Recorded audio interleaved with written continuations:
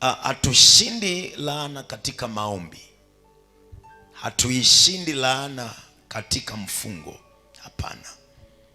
Laana yake, mtu wa Mungu, unaelewa, maandiko yanasema akafanyika laana ili sisi tuwe baraka. So ni jinsi gani ambavyo naweza nikashinda kitu kinaitwa laana? Nisikilize, dawa ya laana ni wewe kutembea katika baraka.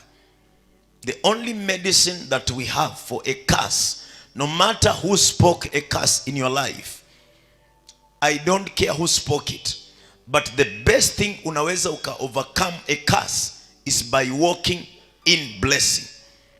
No matter how long utaimba kitu kinaitwa laana, ama ukiongelee katika maombi na hauelewi jinsi ya kutembea katika baraka, huwezi badilisha laana.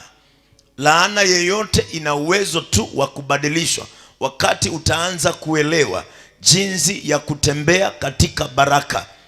That is why nobody anaweza akaharibu kitu kimebeba blessing. No one in this world, no one. Nobody anaweza haribu kitu kimebeba baraka. That is why kuna vitu ndani yako ukivichochea utajipata umeshinda hii kitu kwa wepesi sana.